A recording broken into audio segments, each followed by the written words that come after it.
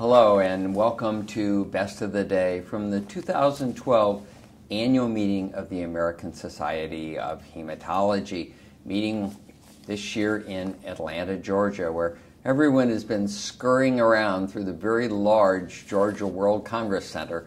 But there's been a lot going on, and this evening we're going to talk about multiple myeloma. And Dr. Ken Anderson from the Dana-Farber Cancer Institute and Harvard Medical School is here to discuss a lot of the interesting data from myeloma. Ken, welcome back to Best of the Day. You're one of our regulars. It's a pleasure to be here, Jim. Well, good. And I'm going to break this down this year into three separate segments. So first we're going to talk about frontline therapy, and then we'll go on to relapse refractory studies, and then finish up with some of the novel agents that are still pretty early, but may be interesting, and we may hear a whole lot more about them next year. So let's begin with the frontline data. One of the earlier trials presented at this year's meeting was Antonio Palumbo talking about the phase 3 4-drug regimen, the VMP thalidomide, followed by VT maintenance versus VMP alone. That always seemed like sort of an unfair randomization to me because only one arm got maintenance, so you would expect it to do better. Right. But he was updating everything this year, and how does that trial look in the long-term follow-up? Yeah, so as you know, the VMP, Velcade, melphalan, prednisone combination was used years ago and compared against melphalan and prednisone in the so-called VISTA trial, and that was the basis upon which Velcade was approved around the world for newly diagnosed myeloma treatment. And so Antonio said, I wonder if 4 drugs could be better. So he did, as you said, added thalidomide to the VMP. And in one arm he had Velcade thalidomide maintenance as well, and the control arm was the VMP standard. And what he did this year in Atlanta at ASH is he updated that, and he has, much as Jesus San Miguel did 1 year ago, he updated with 5 years follow-up the VMP data. So Antonio updated that trial, the VMP-T, followed by Velcade thalidomide maintenance, and it showed an overwhelming not only response advantage, but in fact a progression-free and overall survival advantage.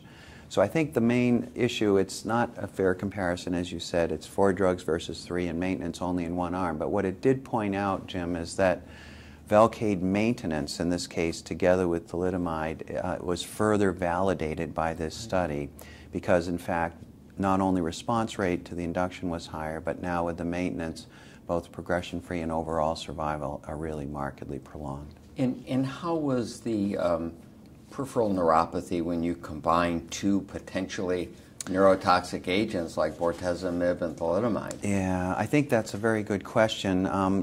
Honestly, we have other drugs that are used for maintenance. In particular, in the IMiD category, lenalidomide is really preferable to thalidomide for that reason. And coming quickly are the new oral proteasome inhibitors, which also don't appear to have much in the way of neuropathy as a side effect. So this is nice, this study with Velcade thalidomide maintenance and establishing a precedent that if you put an IMiD together with a proteasome inhibitor, you can, in so doing, prolong progression-free and overall survival. But honestly, this is not probably going to be the IMiD or the proteasome inhibitor that we ultimately use long-term in maintenance strategies. Right. Well, we'll talk more about another 4-drug regimen, the cyclone regimen, later on. But let's move on and talk about carfilzomib and this intravenous irreversible proteasome binder is now available, and it's being combined in this study with thalidomide and dexamethasone. And I don't know whether they decided to combine it with thalidomide rather than lenalidomide for cost savings reasons, or if they thought that because carfilzomib had less neurotoxicity, it could be easily combined with thalidomide. Yeah. So what happened here? This was carfilzomib, thalidomide, and dexamethasone in patients who were able to or destined to undergo high-dose therapy and a stem cell transplant.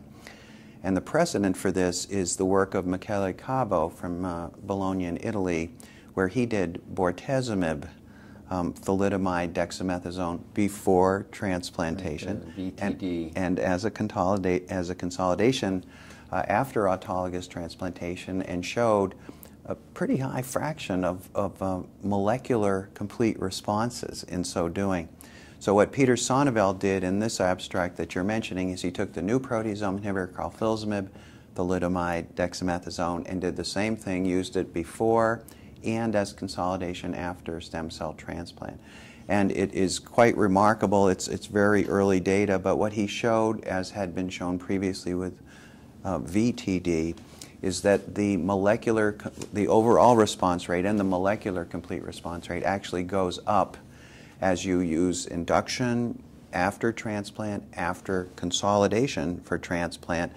And what's so exciting about this, Jim, is that we in myeloma now, with the novel agents used upfront in combination, 3-drug combination, and as consolidation, are now getting molecular complete responses at a frequency that we've never seen before.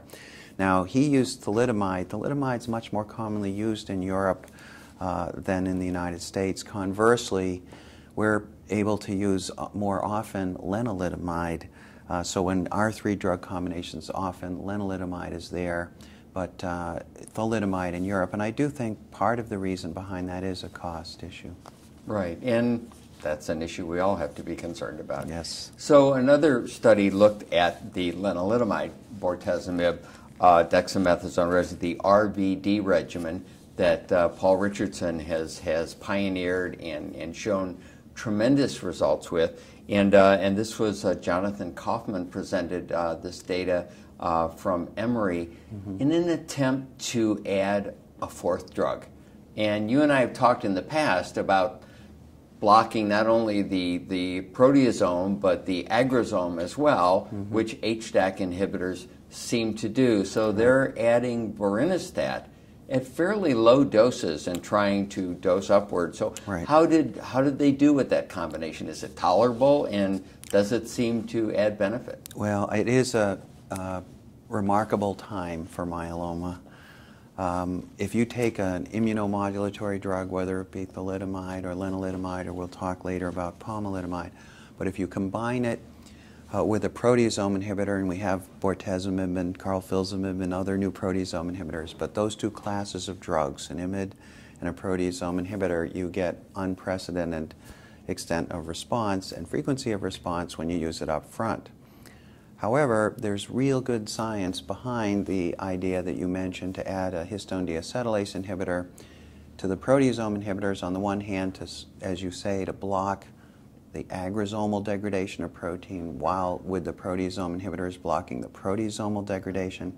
There's also really good science behind giving the IMiDs together with the HDAC inhibitors as well. So what Jonathan did, and I do think this is the future, we're going to build on the RVD or the IMiD proteasome inhibitor steroid base by adding a 4th and perhaps a 5th different class of agent. So he added the broad-acting HDAC inhibitor called vorinostat that's already been approved for cutaneous T-cell lymphoma. The issue there was the response rates. It worked. The response rates are very, very high. 2/3 of patients got a very good partial response. 55% of patients got greater, better complete response. The issue is the science and the responses are quite good. The problem is with the tolerability. When one uses the broad-acting HDAC inhibitors, whether it be vorinostat here or panobinostat, another broad-acting one, you get much more in the way of GI side effects, low platelet count, and fatigue. And I'll just mention to you that at this meeting presented really for the first time is a more selective HDAC inhibitor called AC1215, which we worked on an awful lot, came from our laboratory. But it targets, Jim, the selective HDAC6, that is implicated in the agrosomal degradation. It's extremely well tolerated, and we have trials now ongoing with the proteasome inhibitors, soon both of them, both bortezomib and carfilzomib. And on the other side, we have also with the IMiDs, lenalidomide already, and it's working wonderfully, and then pomalidomide to come. But I think if we were lucky enough to get an HDAC inhibitor that is extremely well tolerated, it will be a wonderful partner to add and perhaps be the fourth member of the team. Right. So they've demonstrated proof of principle. Absolutely. Anyway, that you can effectively combine different agents, a proteasome inhibitor and an agrosome inhibitor, and get augmented benefits. So that's good. And when the more selective agent comes along, I'm sure it'll be added right in. It will. It will. Okay, very good. Well, let's talk about another 4-drug combination. Joe McHale from Mayo Scottsdale a year or so ago presented the Cyclone regimen. And I always have to remember that this is, they took carfilzomib plus cyclophosphamide and added that to thalidomide dexamethasone. I never understood exactly why they used thalidomide rather than lenalidomide, but I'm sure they had their reasons. So that 4-drug regimen looked fairly impressive, and he followed up with updated results this year.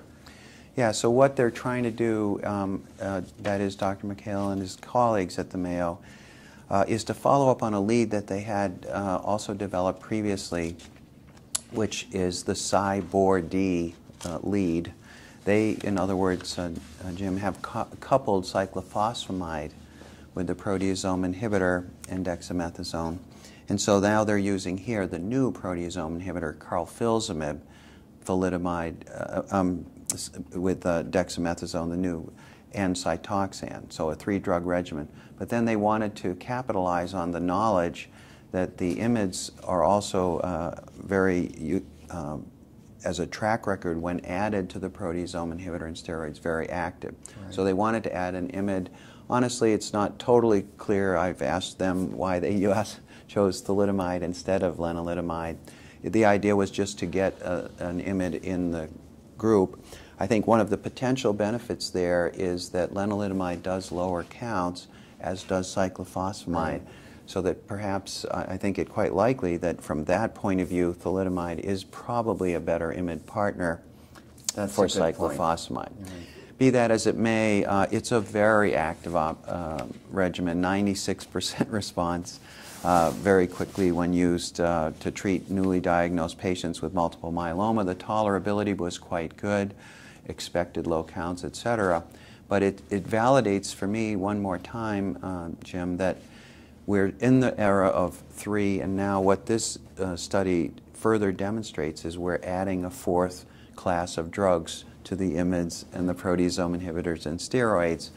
It was vorinostat in the last one, and here it's cyclophosphamide. But the principle holds, and what's kind of special here is we can add it to the 3-drug combination can be augmented either by novel drugs, vorinostat or others, or in this example by conventional therapies, and have a quite successful output. So this, I think, is very exciting, and perhaps for reasons of cost, to be very honest, cyclophosphamide is fairly inexpensive. It's less expensive, it's hardly new, and thalidomide is also less expensive than some of the newer IMiDs. So perhaps this is more achievable and more able to be used in a widespread venue. We always worried years ago in treating breast cancer with cyclophosphamide about hemorrhagic cystitis, and many of these programs are giving cyclophosphamide on a daily or every other day basis, or giving it for several days in a row.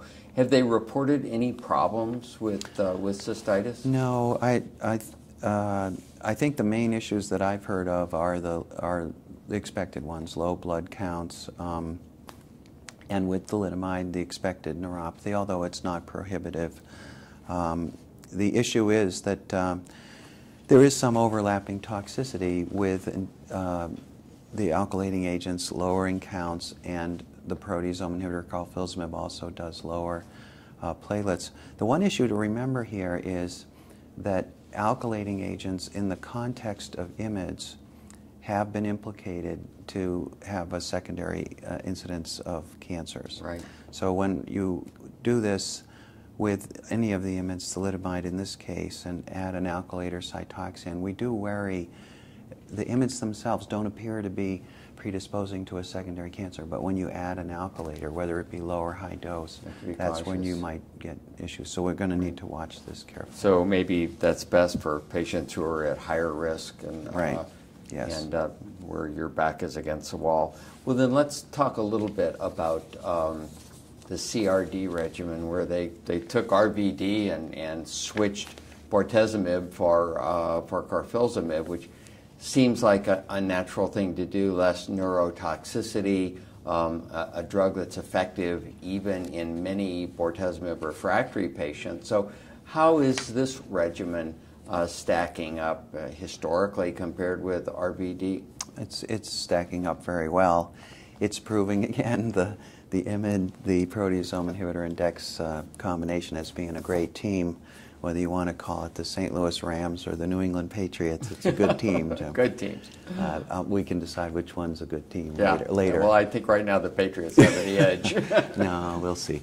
But in any event, it's very, very exciting. So Dr. Jakubowiak, previously at Michigan, now he's at the University of Chicago, but he first pioneered putting carfilzomib together with lenalidomide dex as an upfront treatment, and he's reported on his study that if you treat enough, if you go up to 8 or up to 12 cycles, you get 80% complete response in so doing, and remarkably, you get a very significant incidence of molecular complete responses. So what was reported here at this year's ASH is taking that very active regimen, CRD, and actually moving it earlier. Since it's so active and upfront, so Dr.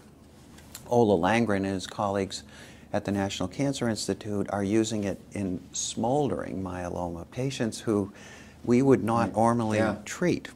But the idea is to take a regimen that's very, very active and use it earlier and earlier, which I think we're going to start to do and make a real difference. And what is special here is we are now looking, and so his experience is, yes, to evaluate and find a very high frequency and extent of response, but to look at a new level. So the three things that he was doing was PCR, polymerase chain reaction evidence for molecular response. Number 2, multicolor flow immunofluorescence to look for that. But then he added a third level of stringency, PET-CT scanning being negative as well.